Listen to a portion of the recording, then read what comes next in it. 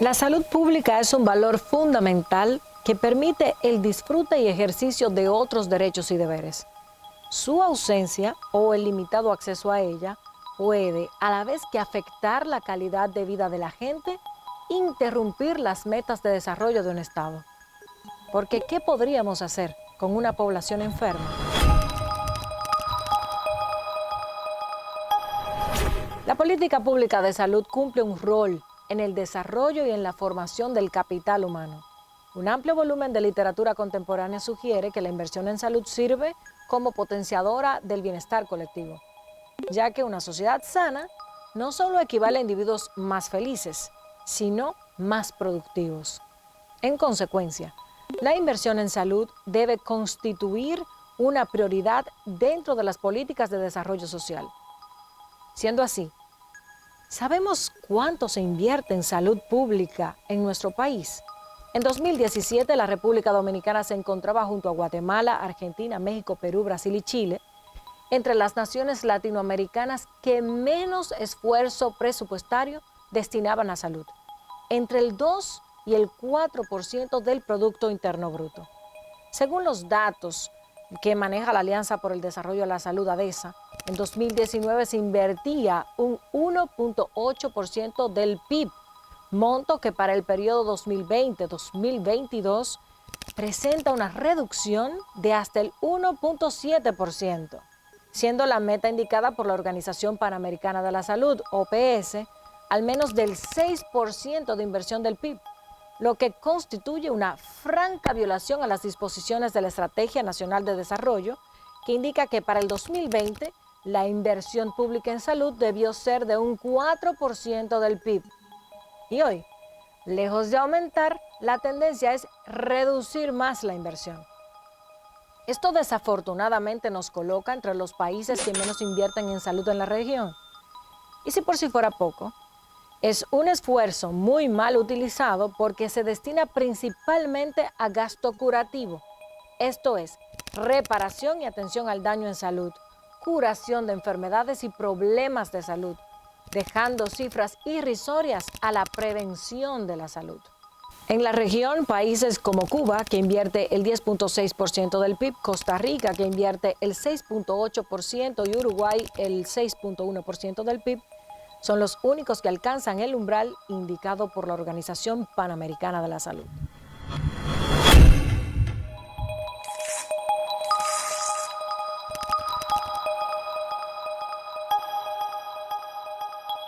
Bueno, por un lado sí. Muy bien, excelente. Bueno, por lo que yo vi lo manejó más o menos, sí. No. Bueno, se supieron más o menos manejar, sí, en esa situación. Sí, estoy conforme con eso.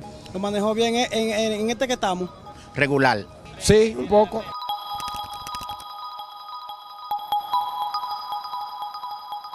Según estuve viendo en las noticias, son como muchísimas llagas raras, como muchísimas burbujitas, como si tuviera la piel quemada. No. Ay, no. No. Sí, es como una raquiña que le da a la gente, como con pu. He leído un poco sobre ella. ¿Lo has escuchado así? No, no conozco eso, no. No, no sé lo que es. No la conozco.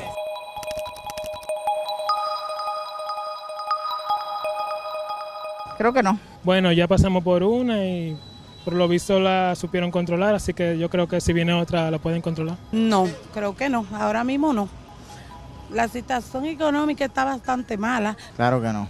No prepararemos sobre la marcha, pues no estamos preparados para el COVID y salimos adelante, o sea que saldremos adelante también. ¿No quiere matar? No creo. En este gobierno sí, porque Luis está trabajando muy bien, lo está haciendo muy bien. Nos llevará el diablo. Bueno, si nos llega otra más, vamos a morir. Quizás. No.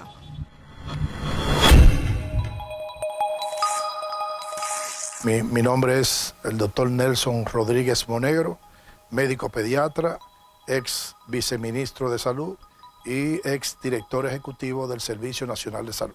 Estaremos aquí en Esfera Global hablando de temas de salud que ojalá sean del interés de todos ustedes. Bienvenido, doctor, a Esfera Global. ¿Cuál es la situación actual de la salud pública en nuestro país? Bueno, la salud pública se expresa de una manera fehaciente con los indicadores de salud que puede exhibir el país.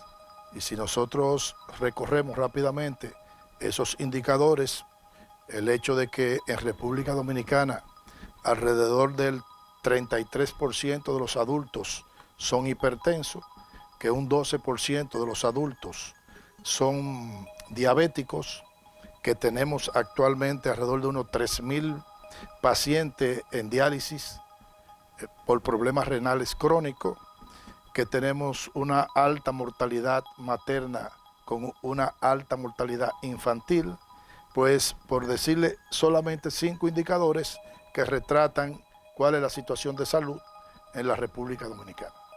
Debemos haber aprendido algo de la pandemia, ¿no? Que una población enferma. Bueno, la pandemia sobre todo puso al descubierto las falencias que tiene precisamente el sistema de salud en la República Dominicana, que es un sistema cuya organización estructural pues no puede satisfacer las necesidades básicas que demanda la situación de salud de la República Dominicana.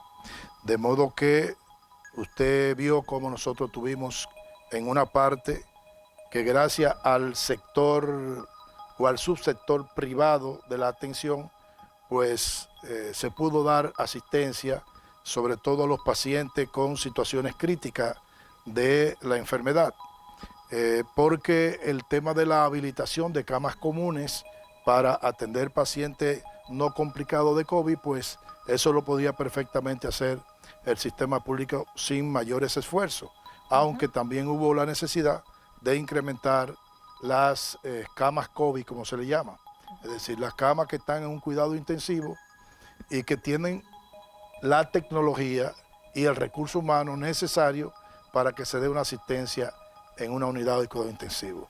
Pienso que de una u otra manera, pues, también de acuerdo a indicadores oficiales, pues nosotros salimos bien con el tema del COVID si nos comparamos con otros países, digamos, de igual desarrollo socioeconómico que el nuestro. Realmente, a pesar de haberse cometido muchas faltas desde el punto de vista de la respuesta en el sentido epidemiológico, es evidente que los resultados no fueron malos. ¿Cómo ha evolucionado la inversión en salud en el tiempo en el país? Yo diría que la inversión en salud, sobre todo en el sector público, entiendo que me pregunta eso, sector público, pues prácticamente está paralizada. Nosotros tenemos muchos años, alrededor de un 2% del PIB, y la media en América Latina es de alrededor de un 4%, y lo que recomienda hoy la Organización Mundial de la Salud anda por el 6%, de modo que ha sido una baja inversión, pero además de la baja inversión, pues un uso no eficiente de esos pocos recursos que están invertidos en salud. Hablemos de ese uso no eficiente. ¿Qué se privilegia en cuanto a ejecución presupuestaria en salud? Bueno, la mayor parte de ese presupuesto está destinado a la atención de enfermos. Pudiéramos decir que el sistema de salud de República Dominicana está caracterizado por ser un modelo que se le llama hospitalocéntrico. Es decir, que en vez de atacar las causas de las enfermedades, ataca las consecuencias. Nosotros atendemos enfermos en vez de prevenir que la gente se enferme. Entonces, los recursos en su mayoría se van a la atención y sobre todo en hospitales de segundo y tercer nivel. Sobre todo en los de tercer nivel, que son los que se tragan, por llamar en buen dominicano, la mayoría de esos recursos. Como consecuencia, entonces, nosotros no tenemos ni hemos desarrollado un primer nivel de atención con capacidad resolutiva que sea capaz de resolver los problemas banales de salud que podría hacerlo lo que llamábamos antes el médico de cabecera. Es decir, no hemos desarrollado un primer nivel de atención. Como consecuencia, esos hospitales de relumbrón que tienen mucha tecnología, muchos recursos especializados, está atendiendo en su mayoría problemas que pueden atenderse en un primer nivel de atención. En la sociedad del caos. ¿Qué nos ha alejado, según su punto de vista, de las metas de la Estrategia Nacional de Desarrollo para que haya una evolución en el gasto de calidad. Porque lo que se ha visto es que para el 2020-2022 la inversión es menor inclusive. Sí, de acuerdo a la ley de la Estrategia Nacional de Desarrollo, estaríamos hoy en un 5% de inversión del PIB, pero no ha sido así. Mira, yo creo, lamentablemente, que la salud para los que nos han gobernado en la República Dominicana no ha sido una prioridad. Fíjate que seguimos, lamentablemente reitero, con un tema de que el modelo, sobre todo político, clientelar, hace que primero los gobernantes traten de buscar resultados en el menor tiempo posible. Sí, como consecuencia, invierten en infraestructura, porque eso se ve desde el punto de vista, digamos, visual. La gente ve que se hizo este hospital y son hospitales de relumbrón. Es decir, con una infraestructura de lujo, con aire acondicionado, climatizada, con alta tecnología, que en muchas ocasiones ni siquiera saben utilizar esa tecnología. Entonces, a mí me luce que precisamente, como no ha habido algo que tenemos años diciéndolo, la necesidad en República Dominicana de tener un pacto político y social por la salud, para que se hagan inversiones, para que nosotros dejemos de seguir, por ejemplo, con esa inestabilidad laboral de los recursos técnicos capacitados que el Estado ha invertido tiempo y recursos en capacitarlo, y lamentablemente no solamente con un cambio de gobierno, sino que con cambio de incumbente, ya sea el ministro o ya sea el director general en una institución, eso basta para barrer con esos técnicos y volver de nuevo a comenzar. De modo que nosotros seguimos en una política como la del perro, que trata de morderse el rabo y se mantienen girando y no avanzamos. Si nosotros tiramos una visual a lo que está haciendo, por ejemplo, este actual gobierno, primero desmantelaron el Ministerio de Salud Pública desde el punto de vista de su capacidad técnica. En segundo lugar, los clínicos lamentablemente no saben de salud pública. Es decir, el médico clínico está entrenado para curar enfermos. El médico clínico no está, cuando hago clínico, el que tenga el ejercicio profesional de la medicina, clínico quirúrgico. Es decir, ese médico, a menos que haya hecho estudio especializado en gestión hospitalaria, en gestión pública, pues no sabe conducir. Y es muy difícil que, si no se tiene el conocimiento, por ejemplo, de un ministerio que se entiende que es el ente rector del sector salud, de las competencias, de las que son las llamadas funciones esenciales de un ministerio de salud, si no la comprende, mucho menos la puede supervisar. Y eso es lo que estamos teniendo ahora. Yo pienso que tenemos una regresión. Incluso a mí me luce que hay en marcha una especie de contrarreforma de lo que se había venido haciendo, porque aquí está todo descrito. Es decir, aquí los diagnósticos situacional de salud sobran y las propuestas para resolver ese problema sobran. ¿Qué ha faltado? Ejecutarlo e invertir, pero dentro de los problemas fundamentales, que es esencial, está tener una política pública de recursos humanos en el sector salud. Y para tener eso, no creo que se pueda hacer si no existe un pacto político, social, para confrontar los problemas de salud que tiene la población dominicana. Doctor, voy a aprovechar que ha explicado con esa clarividencia este punto para que vamos a una breve pausa de comerciales y retornamos con la misma idea, ¿no? Muy bien. De calidad versus cantidad. Continuamos.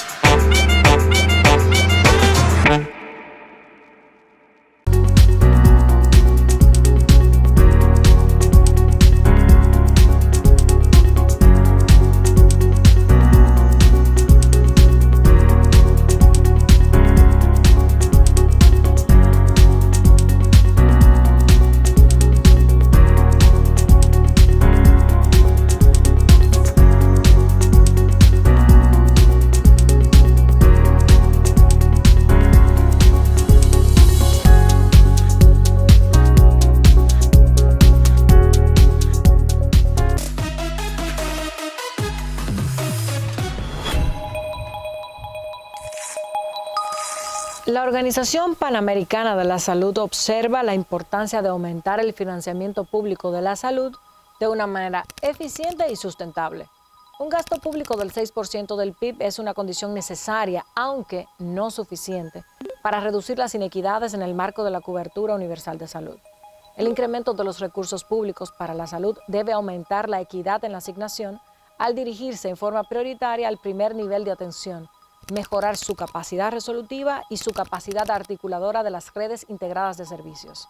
Ahora bien, ¿cómo es que la mayoría de nosotros financiamos nuestra salud? Hasta hace muy poco, el grueso de la población estaba cubierto teóricamente por un sistema público abierto financiado con impuestos generales. Sin embargo, las deficiencias de este sistema fomentaron el crecimiento del sector privado, es decir, las clínicas, avalado por seguros voluntarios de reembolso y planes prepagados voluntarios, aunque el gasto de bolsillo siempre ha constituido la principal fuente de financiamiento. A partir de 2001 se crea un nuevo marco legal para el sistema de salud, integrado por un conjunto amplio de leyes, reglamentos, normas, disposiciones administrativas provenientes de distintas instancias e instituciones estatales. Las dos herramientas jurídicas fundamentales son la Ley General de Salud, la 4201, y la ley que crea el Sistema Dominicano de Seguridad Social, Ley 87-01. En términos de cobertura, a fines de 2021, más del 80% de la población estaba afiliada al Sistema de Seguridad Social. De este total, alrededor del 45% está afiliada a través del régimen contributivo y el 55% a través del régimen subsidiado. Todas estas personas están afiliadas a una administradora de riesgos de salud, una ARS, que recibe por cada una de ellas un per cápita de la Tesorería de la Seguridad Social, la TSS. El usuario del régimen contributivo puede escoger entre los proveedores privados que le ofrece la ARS de su elección. El usuario del régimen subsidiado solo puede estar afiliado a la ARS pública, que se denomina Seguro Nacional de Salud, el SENASA, y utiliza los servicios de la red de provisión pública a los hospitales privados sin fines de lucro especializados. Cuando no existen los servicios de salud en el sector público, el SENASA paga por ellos en el sector privado. Estos usuarios tienen preferencia al utilizar los hospitales y clínicas públicas, pues su lista de espera es menor y tienen acceso a medicamentos.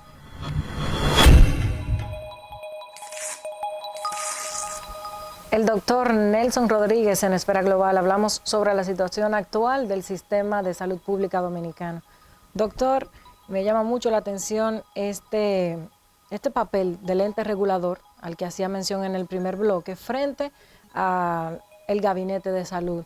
En todo este trayecto, pandemia y demás, uno le daba la sensación de que se invisibilizaron las autoridades de salud. No sé si los componentes de ese gabinete tienen todas las competencias, las calidades, el conocimiento técnico que requiere hablar de estos temas, pero incluso para hacer ciencia y comunicación en este país hay una imposibilidad de acceder a las autoridades. Bueno, yo pienso que en esta gestión se ha degradado lo que es el Ministerio de Salud Pública. Es decir, el ministerio es el ente rector, el ente regulador, el ente, digamos, que debe estar en competencia de formular las políticas públicas del sector salud. Y ha estado relegado al gabinete. Cuando uno examina el gabinete, pues se encuentra que una buena parte de los que componen ese gabinete, pues son personas que no tienen esa competencia técnica para tratar la mayoría de los problemas sanitarios que tiene el país. Incluso una de las debilidades que tuvo la respuesta nacional a la pandemia precisamente fue el tema de la estrategia de comunicación.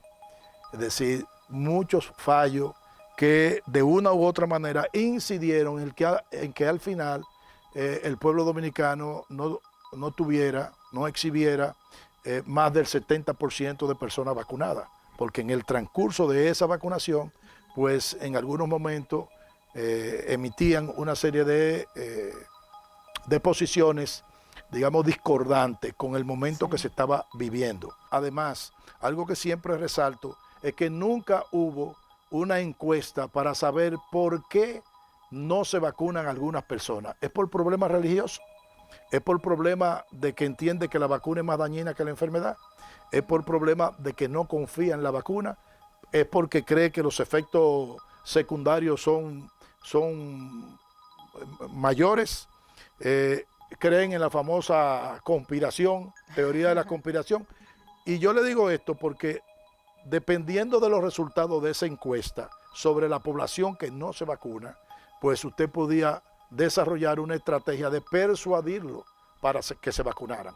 En fin, yo pienso en términos generales que el famoso gabinete de salud pues ha operado restándole autoridad al Ministerio de Salud Pública y sobre todo precisamente por eso, porque nosotros no vemos en ese gabinete salubristas. Cuando uno incluso veía quién eran los que hablando de COVID, tú nunca viste epidemiólogos hablando de eso, sino eran médicos clínicos, pero el médico clínico no sabe de epidemiología, no sabe de salud pública en términos generales, sí, a menos que no haya hecho estudios sobre la temática. Entonces, también eso era un problema desde el punto de vista de la estrategia. En definitiva, a mí me luce que andamos mal en la parte de la organización estructural y funcional del sistema público de salud. Doctor, ¿cómo se regula la atención en este país? Bueno, se supone que existe un viceministerio de garantía de la calidad. Y ese ministerio de garantía de la calidad tiene una dirección, que es la dirección de habilitación. Entonces, cualquier establecimiento de salud, desde un consultorio hasta el más complejo de los centros de atención público-privado, tienen una serie de estándares de calidad que deben contemplarlo. Entonces, previa a darle la certificación de habilitación, hay una inspección. Y esa inspección, pues, tiene que traer como consecuencia que se satisfaga ese checklist de las cosas que de acuerdo al servicio que se oferte debe tener. Y eso va desde una infraestructura adecuada, la tecnología que demande ese nivel de atención, los recursos humanos competentes que deba tener y desde luego pues los insumos que requieren. Entonces eso lo hace el Viceministerio de Garantía de la Calidad y la Dirección de Habilitación. Entonces, precisamente ahora sale una noticia de que más del 50% de los hospitales en el país no están habilitados. Desde luego eso no es propio de ahora, eso viene de mucho antes. Eso se arrastra. Y yo diría que también más de la mitad de las clínicas privadas tampoco están habilitadas, pero están operando. Entonces, ¿qué es lo que se hace en esas circunstancias? Pues se le hace una inspección y se le pone lo que se llama un periodo de mejora. Se le señala cuáles son las cosas que tiene que tener o que tiene que mejorar y luego posteriormente se hace de nuevo una inspección para ver si ya cumple con eso. Asimismo también, pues restarle servicios que no están en competencia para hacerlo. Desde luego que eso le corresponde al Ministerio de Salud a través de pues, esa dependencia. Ahora, ¿se hace con eficiencia? No. Muchas veces se hace y otras veces, bueno, nosotros no vemos muchas veces que se cierra un centro estético, por ejemplo, sí, y resulta que en el poco tiempo usted lo ve abierto, pero no se dice por qué se cerró y no se dice por qué se abrió. La más de las veces lo que opera ahí es el famoso tráfico de influencia, pues mucho de eso lo gerencian o son los dueños, gente que tiene algún tipo de influencia o política, empresarial, y todas esas son de las cosas que nosotros pues lamentablemente seguimos llevando y no terminamos de solucionar eso. Usted cumple, opere, no cumple, cerrado. Volviendo al tema de la inversión, yo he escuchado por mi cercanía siempre a médicos, enfermeras, que en salud pública hay un hoyo tan grande que por más que se invierta, los problemas no se pueden solventar. ¿Usted cree que el 6% a más que hemos señalado como umbral, según la OPS, es suficiente para combatir las inequidades de la cobertura universal? Claro que no, porque el problema no es solamente de baja inversión. Ahí hay muchas cosas, muchas telas por donde cortar. Primero es la inversión de calidad. Si nosotros seguimos invirtiendo en los grandes hospitales, no vamos a variar la situación de salud. Entonces, una prioridad que tiene República Dominicana es que pueda desarrollar, por fin, dentro de lo que se llama la estrategia de atención primaria, que tiene como principal eje el tema de la promoción de la salud, que no es más que educar a la persona en conocimientos básicos de salud y que ellos se conviertan en propios gestores de su estado de salud, adoptando estilos de vida saludables. Es decir, que eso es fundamental en el área de la promoción y educación de la salud. En segundo lugar, el tema de la prevención. Y ahí viene una parte muy importante, que es el manejo de riesgo, los famosos determinantes sociales de la salud. La mayoría de los problemas sanitarios no se resuelven dentro del sector salud, sino fuera del sector salud. Y nosotros no vamos a tener un pueblo saludable exhibiendo los niveles de pobreza que tenemos. Es decir, que hay que atacar la pobreza. En segundo lugar, con un sexto grado como promedio básico de la educación formal de los dominicanos, tampoco vamos a avanzar. La educación es importante. Si nosotros no tenemos alcaldías que sean capaces de resolver el tema de los desechos sólidos y el destino final de lo mismo, si no vamos a dotar a la población de agua potable de manera intradomiciliaria y de manera permanente, si no vamos a tener un saneamiento básico adecuado, por mencionarles algunos, evidentemente que no tendremos un pueblo con salud. Vamos, doctor, a una breve pausa de comerciales y retomamos el tema. Continuamos.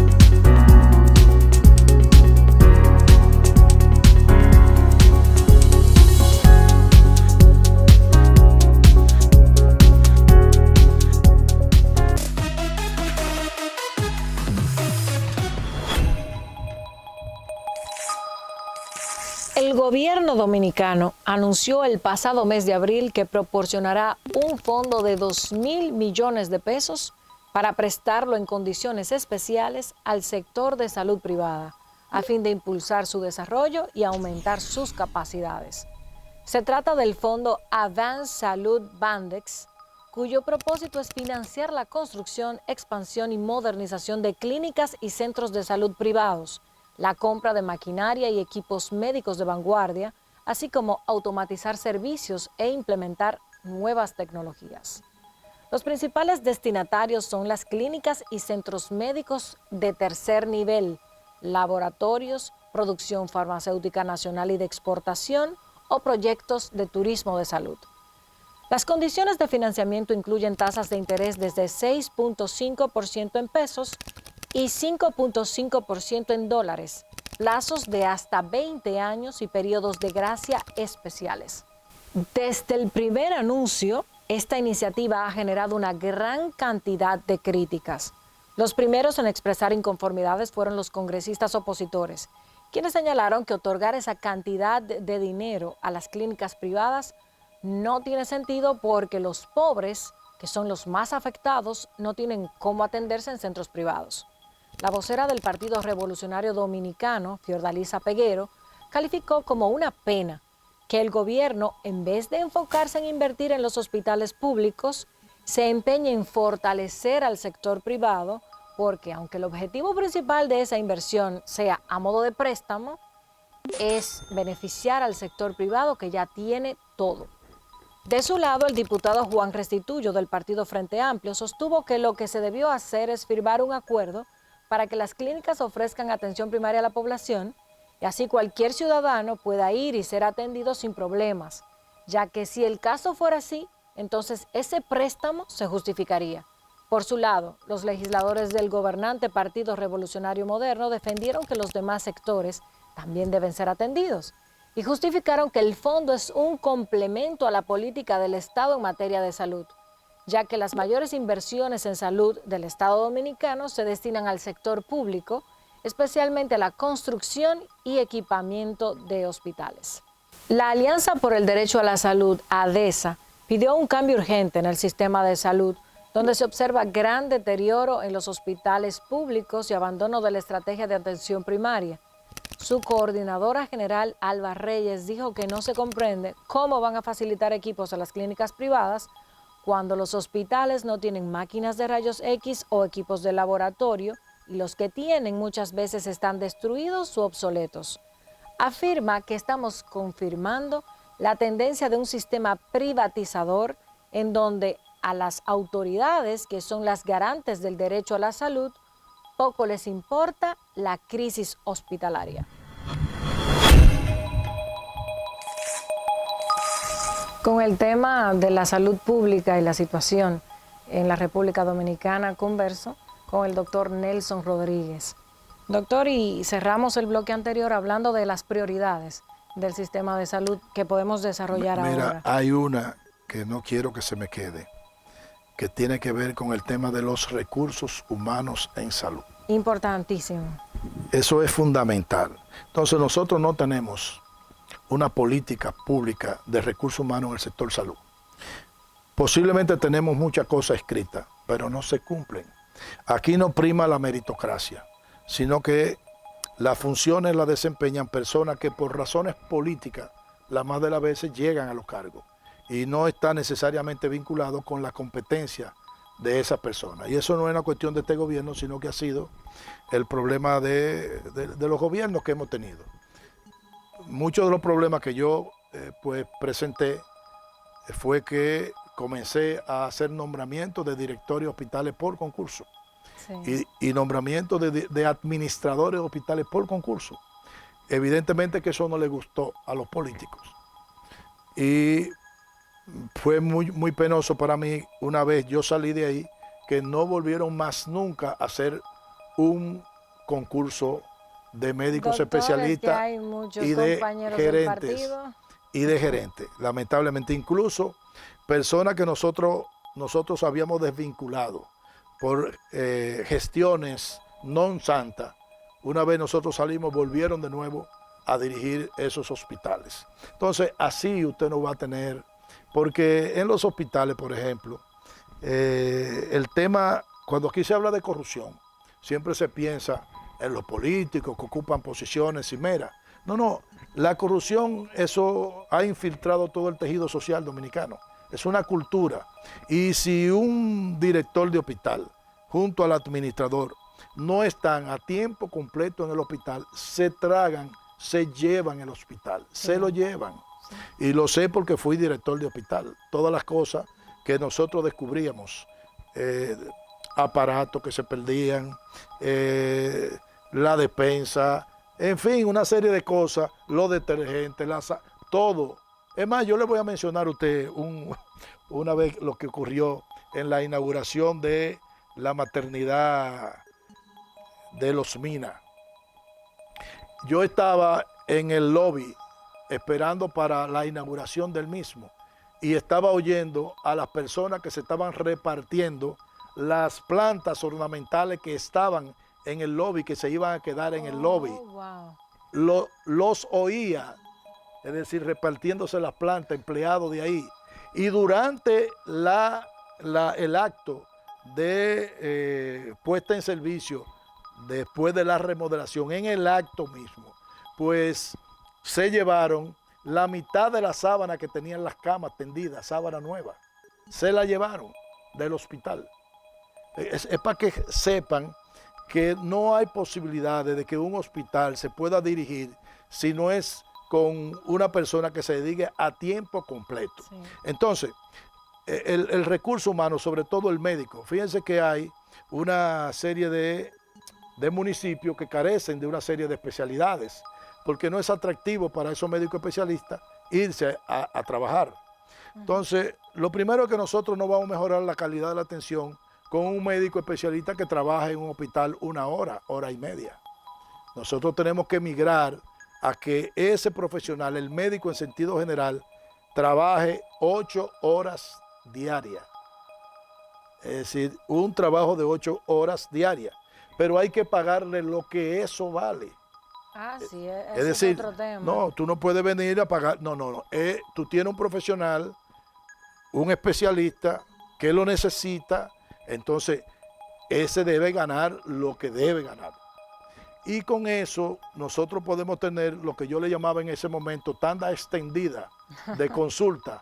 Es decir, la mayoría de los hospitales dan consulta por la mañana. Sí. Y que resulta que usted va a ver que entre las 11 y las 2 de la tarde y entre las 5 y las 8 de la noche, las emergencias están abarrotadas. Pero más del 80% de esas personas que están ahí no son emergencias, son consultas. Pero el hospital no tiene consulta. Doctor, y la cobertura, para retomar este tema porque me interesa, en sí misma es una garantía de que los servicios de salud se entregan efectivamente. No. Una cosa es, cuando hablamos de que el 90% de las personas en República Dominicana ya tienen un seguro, o es contributivo o es subsidiado, tienen aseguramiento, pero de ahí a que recibe atención de calidad de manera oportuna, es largo el trecho. Tú no puedes tener, porque seguimos con inequidades, es decir, los gobiernos, porque me gusta hablar del gobierno cuando uno habla del Estado, como que algo muy abstracto. Sí. Es los gobiernos... Poniéndole la cabeza responsable. Los gobiernos que administran el Estado, por ejemplo, asumen a través del pago de los impuestos a los ciudadanos la cápita del subsidiado. Pero la cápita del subsidiado, estamos hablando de alrededor de 259 pesos por afiliado. Esa es la cápita que se le da del subsidiado. Pero la cápita del contributivo anda cerca de 1.200 pesos. Entonces, ¿tienen la misma atención? No, usted está pagando como pobre para un servicio de pobre. Y allí le dan, es otro mundo ese. Aunque tiene 1.200 pesos, pues entonces usted tiene un problema ahí. Y el problema es que tiene una intermediación. Con las aseguradoras. Una intermediación. Y ahora vengo a ese tema. Que tiene, pues, procura rentabilidad. Y muchas veces esa rentabilidad tiene que ver con la denegación de servicio. Es decir, en la medida en que no te doy el servicio, me economizo el dinero. Como consecuencia, eso es parte de mi ganancia. Entonces, si uno va a la DIDA, que es la Dirección de Información y Defensa de los Afiliados, usted va a encontrar el abanico de denuncia de falta de atención a personas que sí tienen la cobertura. Yo no voy a hablar del que no tiene X cobertura, no, yo voy a hablar de lo que está contemplado dentro de lo que es el catálogo de prestaciones ofertadas por esa administradora de riesgo de salud. Pero una cosa es la rentabilidad y otra la hiperrentabilidad. ¿Con qué pedazo del pastel se quedan las aseguradoras y qué alternativas tenemos? Bueno, cuando uno ve, ¿verdad?, que al final de año ellas mismas informan que tuvieron ganancias por 3.000, 4.000 millones de pesos, óigame, es que estamos hablando de una cifra exorbitante. Entonces, ahí es que a veces uno tiene que tener algún tipo de creatividad para buscar solución a los problemas. Lo primero ¿es necesario la intermediación? Excelente pregunta. ¿Sí o no? Bueno, hay países que no tienen. ¿Usted qué opina? No son necesarias. Hay países que no tienen intermediación. ¿Pero quiénes son los dueños? Por ejemplo, Uruguay. Entonces entramos quiénes son los dueños. Entonces ahí tenemos un grave problema. Y es un problema de tipo político.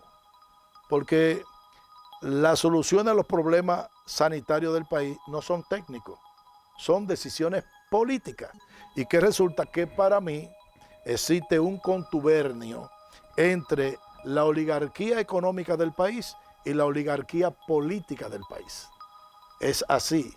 Es decir, aquí se ha marchado hacia lo que es la mercantilización de la salud. La salud hoy es algo que está en el mercado. Y como consecuencia hemos avanzado, aunque no sea de una manera explícita, hacia la privatización de la salud.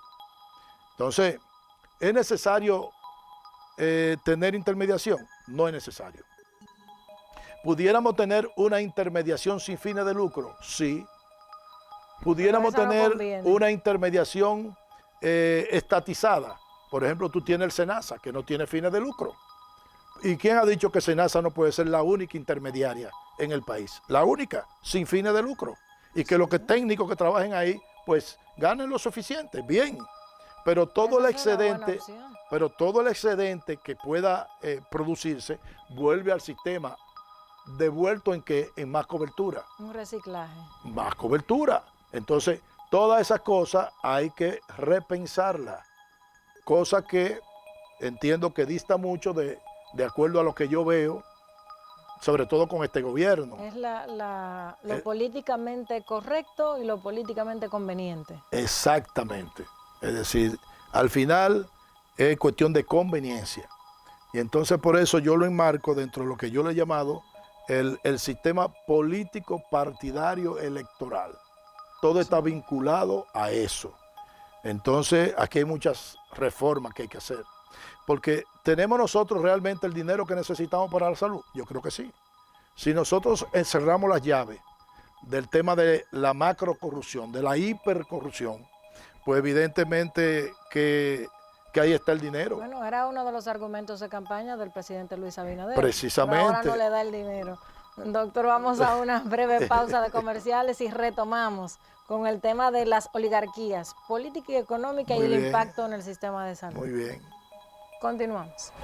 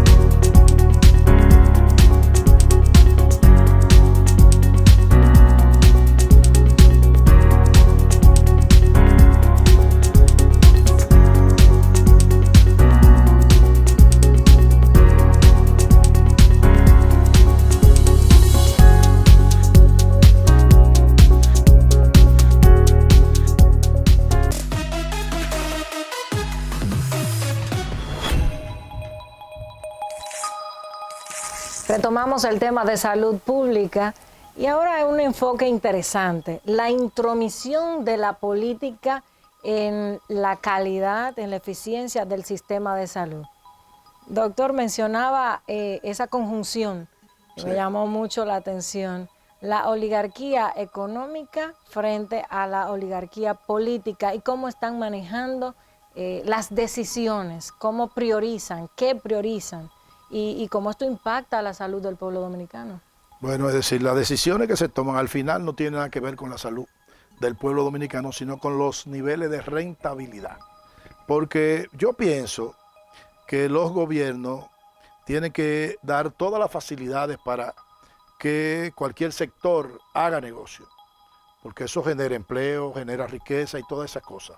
Ahora, de ahí a que el gobierno asegure la rentabilidad es otra cosa. Sí.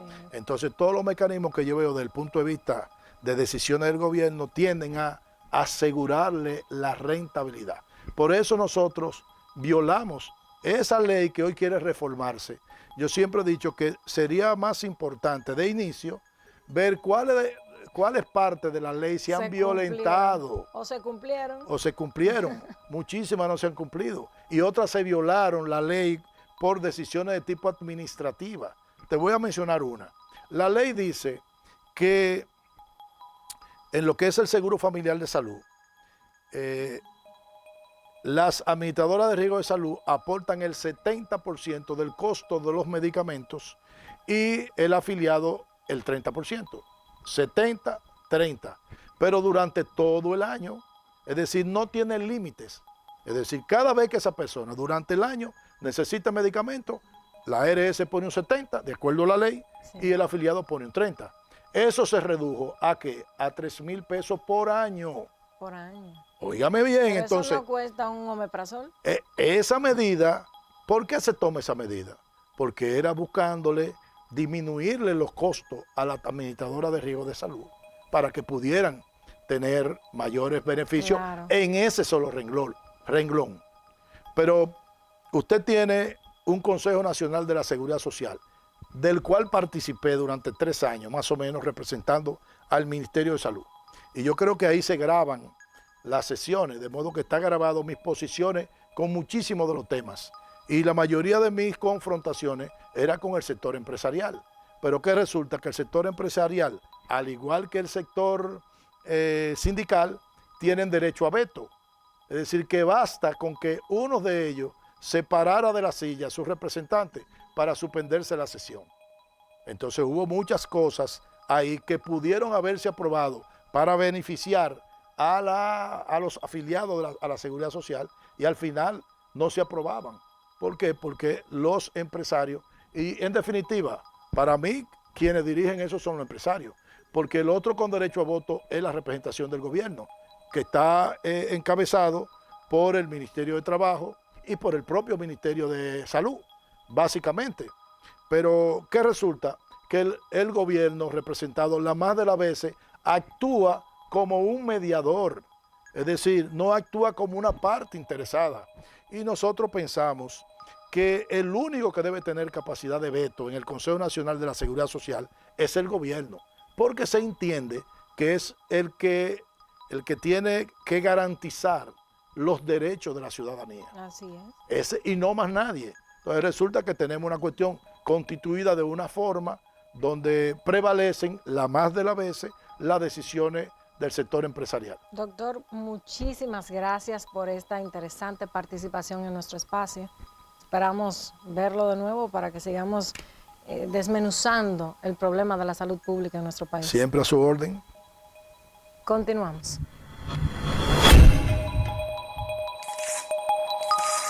En la actualidad, el sistema de salud nacional, igual que el global, está sofocado luego de superada la crisis de salud generada por el COVID-19. Muchas deficiencias se pusieron en evidencia en todos los países del mundo, no solo en el nuestro. Sin embargo, no se puede obviar el incumplimiento constante y la falta de voluntad política para destinar un mayor esfuerzo fiscal a la inversión en salud, tal como lo disponen la Ley General de Salud, la Estrategia Nacional de Desarrollo y las metas de la Organización Panamericana de la Salud.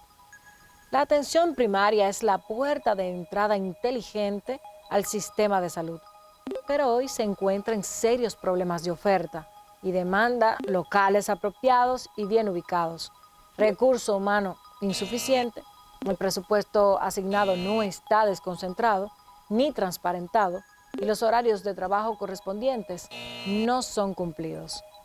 A un sistema de salud basado en la atención primaria le correspondería atender todos los procesos y procedimientos de salud dirigidos a personas y familias que no requieran atención especializada o internamiento, incluyendo las emergencias. Sus actividades deben centrarse en el proceso salud-enfermedad de las personas y familias, tanto en el riesgo como en el daño a la salud, y sus intervenciones deben estar avaladas por criterios científico-técnicos. Sin embargo, hoy la salud primaria se encuentra abandonada, sin que abordemos el tema de la infraestructura de la red hospitalaria pública, así como su equipamiento, que es del conocimiento público que no canta bien las rancheras. Hago una pregunta para que reflexionemos juntos. Si existe la posibilidad de crear un fondo como este que el gobierno anuncia, ¿es oportuno otorgárselo a los centros de salud privados? La respuesta es no, siempre que exista, como tal lo es, un sistema de salud público defectuoso, con problemas múltiples, serias deficiencias, una mala ejecución de la inversión que tiende a ser menos de lo que ya se tenía y nos deja trabados en la lista de los países latinoamericanos que menos invierten en salud. Y es no cuando esos dineros provienen de lo que debería invertirse en el gasto público en salud. Así como gastar más no implica necesariamente tener mejores condiciones de salud, el gasto insuficiente nos aleja de esa aspiración y no orientar bien el gasto definitivamente nos distancia de cualquiera de las metas de desarrollo propuestas.